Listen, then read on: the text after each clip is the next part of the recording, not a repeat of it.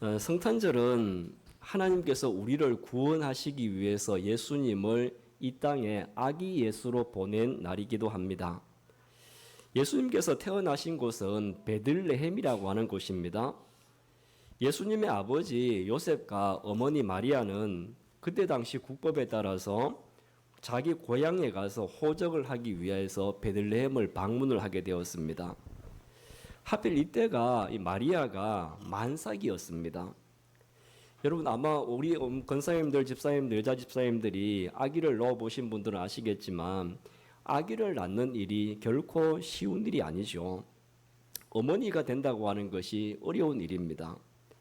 이것보다 더 큰 고통이 없을 정도로 가장 큰 고통이 아기를 낳는 고통이라고 하지 않습니까? 물론 이 아기가 탄생한다고 하는 것은 기쁨의 순간이기는 하지만 아기를 낳아야 되는 어머니의 입장에서는 두렵고 견디기 힘든 고통의 시간이기도 합니다. 근데 이 고통의 시간을 견뎌야 되는 장소도 중요하거든요. 이 마음이 안정되어지는 그런 곳에서 아기를 낳아야 되고 또 편안한 곳이 있어야 되지 않습니까? 근데 이 고통의 시간에 산모는 어디에 있었느냐 하면 양들이 잠을 자는 우리에 있었습니다. 지금도 베들레헴에 가보면요, 예수님이 태어날 당시에 양우리들이 곳곳에 이제 존재를 하고 있습니다. 그 양우리라고 하는 것이 어떤 곳이냐 하면 그냥 동굴을 파서 비와 바람만 피할 정도의 장소가 양들이 있는 집들이거든요. 그리고 그런 곳에 동굴 같은 곳에서 양들 틈에서 마리아는 아기를 놓았습니다. 여러분, 이 마리아가 왜 이곳에서 출산을 했습니까? 좋은 집이 안전한 집이 있는 곳이 아니라 안전한 곳이 아니고 그냥 동굴과 같은 짐승들 곁에서 왜 이렇게 출산을 했느냐 하면 7절을 여러분 한번 보십시오. 자, 7절을 같이 한번 읽어보도록 하겠습니다. 첫 아들을 낳아 강보로 싸서 구유에 뉘었으니 이는 여간에 있을 곳이 없음이라. 아멘. 자, 여간에 있을 곳이 없었다. 그 예수님이 아기로 태어났을 때 그때에 있을 곳이 없었다. 방 한 칸이 없었다. 그런 말이죠. 아마도 이 마리아와 요셉이 베들레헴을 돌아다니면서 산모가 오늘 하루 저녁만 묵을 수 있는 방을 좀 제공해 달라고 여간도 찾아가고 여간에 가니까 방이 없다라고 하고 그래서 주위 사람들에게 문을 아마 여러 번 두드렸을 겁니다. 근데 여러 번 문을 두드렸지만 아무도 산모를 데리고 와서 오늘 우리 집에서 하룻밤 묵어라라고 허락해 주는 사람이 아무도 없었죠. 그래서 베들레헴에는 어느 하나가 나와서 멀리서 온 이 만삭의 여인을 맞이해 주는 사람이 아무도 없었다는 겁니다. 우리가 그렇게 평가를 합니다. 이때 예루살렘 베들레헴 사람들이 너무 이 산모에 대해서 관심을 가져주지 않았다. 자기만 따뜻한 방에 있으면서 산모가 길에서 아기를 낳든지 마구간에서 아기를 낳든지 아무도 거기에 대해서 신경을 쓰지 않았다. 그렇게 우리가 지금 평가를 합니다. 그래서 결국에는 할 수 없이 이 마리아는 짐승들 틈에서 예수님을 낳아야만 했었습니다. 우리가 지금 성경책에서 읽는 것으로 옛날 이야기처럼 듣고는 있지만 사실 여러분들이 한번 생각해 보십시오. 여러분들이 추운 겨울날에 아기를 낳을 곳이 없어서 짐승들이 있는 그곳 틈바구니에서 여러분들이 해산을 한다고 한번 생각해 보십시오. 끔찍한 일 아니겠습니까? 저희가 지난 월요일 날 쌀을 47포대를 가지고 우리 석간동 동사무소를 방문을 했습니다. 이 동사무소에서 그렇게 고마워하고 반가워했었죠. 고마워하더라고요. 요즘은 이렇게 이제 기부하는 사람이나 기간이 점점 줄어들어서 이 석간동의 사랑의 온도, 이 동마다 사랑의 온도, 구청마다 사랑의 온도를 재더라고요. 근데 사랑의 온도가 올라가지 않아서 굉장히 걱정이 많았답니다. 그래서 그래도 저희 교회가 이렇게 쌀을 조금이라도 기부를 해주어서 석간동의 사랑의 온도를 조금이나마 높일 수 있어서 너무너무 감사하다고 고마워하더라고요. 이렇게 사랑의 온도가 점점 낮아지고 있는 이 시대에 그래도 우리 교회가 이웃에게 작은 관심이라도 가지고 예수님의 따뜻한 사랑을 나눌 수 있어서 너무 감사한 시간이기도 했습니다. 그래서 저는 이제 한 주간 보내면서 우리 성도들이 다 함께 이러한 일들에 동참을 하고 감사를 했죠. 근데 감사를 하면서도 지난 한 주간 동안 제 스스로에게 한계를 느끼고 또 아쉬움이 많은 주간이기도 했습니다. 혹시 여러분들이 기억하고 계시는지를 모르겠는데요. 우리 교회가 전에 단양에 있는 시골 교회에 한 7년 정도를 후원을 한 교회가 있었습니다. 영춘 장로교회라고 아마 아시는 분 아실 텐데요. 그 교회 이제 담임 목사님께서 저하고 같은 대학교 같은 과에 몇 년 선배님이 되십니다. 그분이 이제 결혼을 아주 늦게 하셨어요. 결혼을 너무 늦게 하셔가지고 자식이 없이 그냥 사모님하고 둘이서만 농촌교회를 섬기시고 계셨어요. 형편이 어렵고 힘들었지만 두 분이 아주 행복하게 목회를 하고 계셨습니다. 근데 그때 오래전에 한번 목사님을 만났는데 목사님이 그런 이야기를 웃으시면서 하는 거예요. 자기네 집에 지금 겨울인데 겨울에 보일러를 가동할 수 있는 기름이 없어서 그냥 겨울 내내 보일러를 틀지 않는다는 겁니다.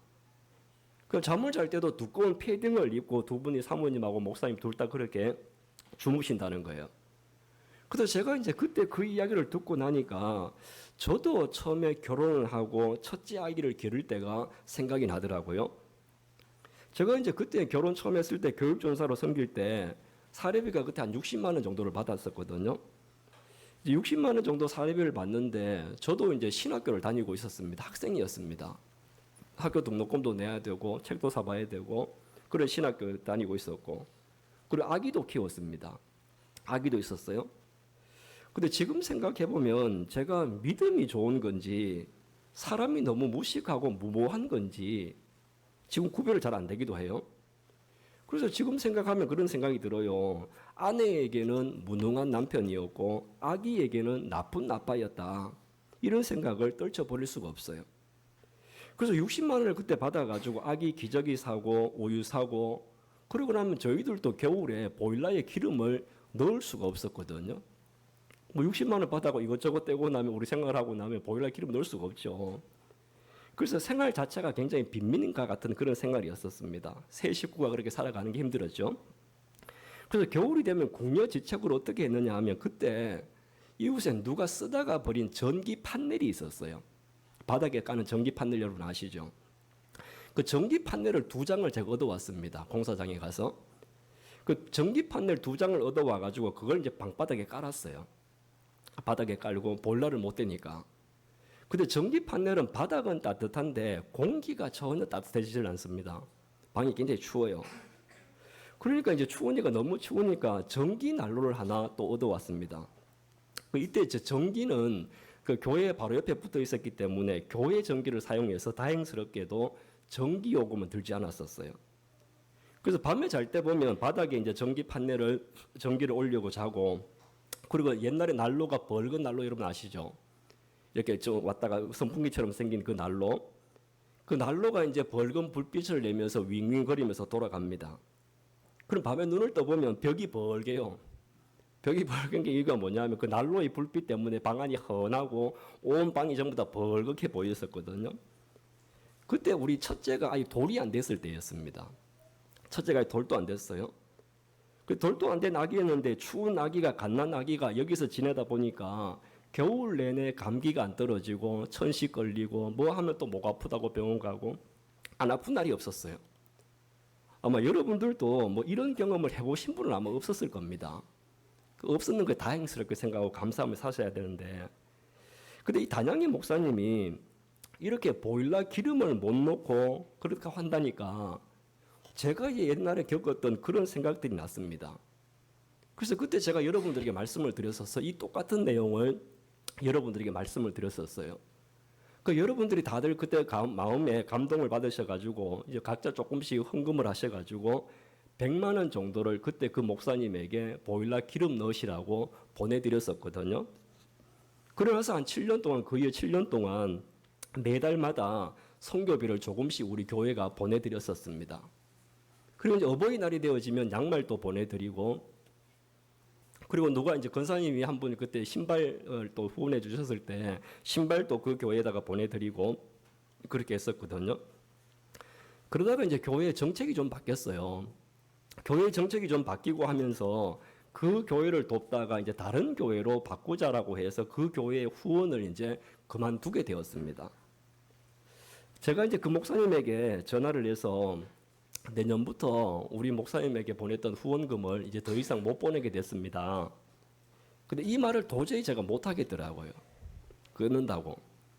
도저히 못 하게 해서 그래서 이제 계속 후원을 못 하게 되었다라고 문자만 보냈습니다. 근데 보통 이런 문자를 보내면 그 목사님이 답장이 아니야. 그동안 고마웠어. 지금까지 해준 것만 해도 고마워. 이렇게 답장이 올 줄 알았는데 근데 그냥 알았다라고 하면서 간단한 답장만 왔었거든요. 솔직히 제가 좀 기분이 상했습니다. 그동안 우리가 그 목사님 생각해서 후원해 준 게 어떤데 끊는다고 하니까 고맙다는 말 한마디 않고 그냥 너무 하시네. 이런 생각이 들었거든요. 그러다가 이제 저도 뭐 한 2, 3년 동안 잊고 지냈죠.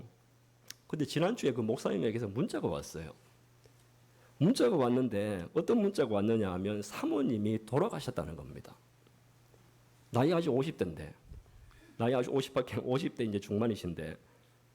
그래서 제가 직접 전화하기가 조금 그래서 전화를 좀 못 하겠더라고요. 그래서 안동에 계시는 다른 분들에게 전화를 해서 물어봤습니다. 그 사모님 왜 돌아가셨나? 그걸 물어보니까 암으로 한 4년 동안 고생을 하시다가 돌아가셨다는 거예요.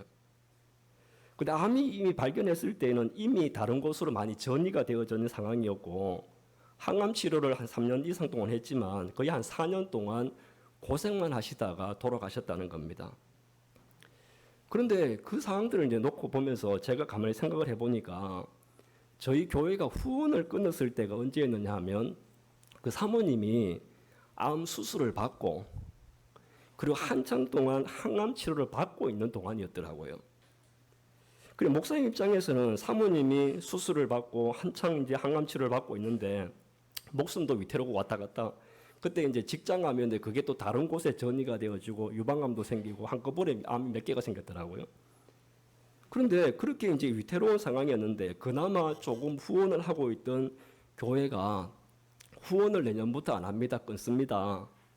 이런 문자를 받았으니까 그때 목사님 마음이 어땠을까? 그런 생각이 들어요. 저는 그것도 모르고 목사님 이건 너무한 거 아닌가? 고맙다 소리 한 번도 안 하고 이럴 수가 있나? 이런 생각을 했었거든요.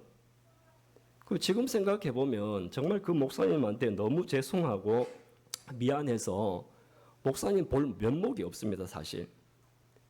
사실 우리 목사의 어려움은 목사들이 알아줘야 되는데 내가 너무 참 무관심했다. 자책을 스스로 하게 되더라고요. 사실 우리 목사님들은 자기가 힘들고 어려워도 남들한테 가서 힘들고 어렵다는 이야기를 잘 하지 않습니다. 왜냐하면 그 말을 잘 못하는 이유 중에 하나가 그런 이야기를 하면 사람들이 그 교회 성도들은 뭐 하나? 그 교회 성도들은 뭐 하는데 목사님이 그런 공경에 빠져 있는데도 아무도 알아주지도 않나? 이렇게 하다 보면 결국 자기 성도 욕먹이는 것이고 자기 성도들 교회를 욕먹이는 일이 되다 보니까 목사님들이 그런 이야기 잘 안 하거든요. 그러다 보니까 목사님들 어떻게 하느냐 하면 다 속으로 삭힙니다. 다 삭혀요. 그러다 보니까 목사님들이 암이 많이 걸리고 사모님들이 암이 많이 걸리는 것 같아요. 저 지난달에 저하고 신학교를 같이 다니면서 저랑 기숙사에 한 방을 같이 썼던 목사님이 계세요. 대구에서 목회를 하셨는데 기숙사에서 한 방을 같이 쓰면서 1년 동안 같이 지냈었거든요. 근데 그 목사님이 간암으로 오랫동안 고생하시다가 돌아가셨어요. 지난달에. 나이도 젊으신데. 근데 이 목사님은 술을 드시는 것도 아니고 담배를 피는 것도 아니고 그런데 간암이 걸려셔서 돌아가셨거든요. 그렇게 간암이 걸리고 무슨 암이 걸리는 것들이 이게 자꾸 속으로만 삭히고 덮고 하다 보니까 이게 어쩌면 암이 된 게 아닌가 그런 생각들을 저희들이 가끔씩 하기도 합니다. 근데 이제 단양에 계시는 그 목사님 같은 경우에도 우리가 이런 사정도 모르고 그냥 후원을 끊어버렸으니까 그 목사님 입장에서는 제가 얼마나 인정머리 없고 야속한 목사겠어요. 그리고 저희들이 몇 년 동안 태국에 계시는 선교사님을 오랫동안 저희들이 후원을 했었습니다. 근데 이분이 선교를 참 열심히 하세요. 아이들 데리고 아이들만 수십 명씩 데리고 아이들 먹이고 입히고 하면서 정말 열심히 선교를 하시는데, 근데 이분이 정치 이념이 굉장히 좀 특이합니다. 정치적 색깔들이요. 그러다 보니까 그런 문제들 때문에 저희들이 계속 후원을 하지 않고 후원을 끊었는데, 지금 생각해 보면 이거 잘한 일인가? 잘한 일인가? 이런 생각도 또 들고, 이런 일들을 겪고 나니까 그런 생각이 들더라고요. 그래서 그 목사님도 선교사님도 파송교회도 없이 아이들 3명 키우면서 선교하고 열심히 하고 있는데, 어쨌든 금액이 크든 적든 후원을 할 때에는 이분이 정말 힘들고 어려워서 우리가 후원을 시작했기 때문에 그것을 그만둘 때는 정말 심사숙고해야 되겠다, 이런 생각들을 다시 하게 되어지거든요. 사랑하는 성도 여러분, 베들레헴 사람들은 만삭이 되어졌던 마리아에게 방 한 칸을 내어주지를 못했습니다.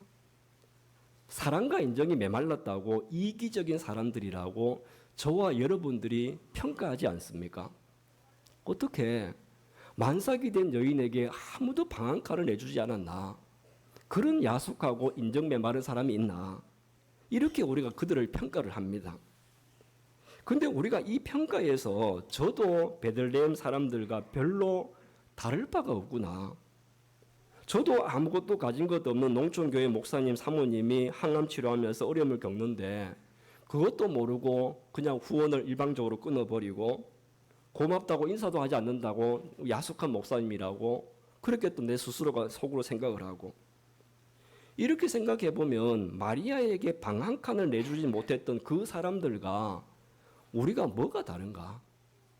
그 사람은 우리가 이 베들레헴 사람들을 우리가 이렇다 저렇다라고 평가할 자격이 있는가? 이런 생각을 할 수밖에 없다는 것이죠. 너무 죄송하고 사실 좀 부끄러워서 그냥 부주만 보내고 아직까지도 전화 한 통을 제가 미안해서 못 하겠더라고요. 저 스스로 깊이 반성을 했습니다. 내가 지금 따뜻한 방에서 따뜻한 밥을 먹고 있으니까 남들도 그렇겠지. 남들도 그렇게 살아가겠지. 이렇게 생각을 하면서 주위를 살피지를 못한 것 같아요. 사랑하는 성도 여러분, 이번 성탄을 우리가 맞이하면서 다시 한번 우리가 우리 자신들을 한번 살펴보는 성탄절이 되었으면 좋겠다, 그런 말씀을 드립니다. 나는 이 베들레헴 사람들과 뭐가 다른가? 이웃들이 아파하고 힘들어하는데 내 일이 아니니까, 나와 상관이 없는 일이니까 이렇게 생각을 하면서 이웃의 아픔과 고통의 소리를 외면하지는 않았습니까? 여러분, 오늘이 기쁘고 즐거운 성탄절인데 제가 너무 무거운 말씀을 드려서 참 죄송하긴 한데요, 이렇게 성탄을 맞이하는 우리 모든 성도님들은 우리 이웃들이 어떻게 지내는지, 우리 성도님들은 어떤 형편과 처지에서 살아가고 있는지, 목사의 형편은 어떤지 또 관심을 가지고 돌아볼 수 있는 성탄절이 되어지기를 간절히 바랍니다. 그렇지만 그나마 우리에게 조금이라도 위로가 되어지는 것은 우리 상속교회 모든 성도님들이 이웃들에게 쌀 한 포라도 함께 나누고자 하는 마음으로 사랑의 쌀을 동참을 주셨고 또 그것을 실천을 했었습니다. 작은 위로가 되기는 합니다. 아마 예수님께서 기뻐하시는 일이고 칭찬하시는 일인 줄로 믿습니다. 이제 저희들이 성탄절을 보내면서 점점점 더 낮아져 가고 있는 사랑의 온도를 높이는데 우리가 조금이라도 도움이 되고 조금이라도 보탬이 되는 상속교회와 성도가 되어지기를 바랍니다. 그래서 관심과 사랑으로 사랑의 온도를 높이고 따뜻한 세상을 만들어 가는데 조금이라도 도움이 되는 상속교회와 여러분 모두가 되어지기를 주님의 이름으로 축원합니다.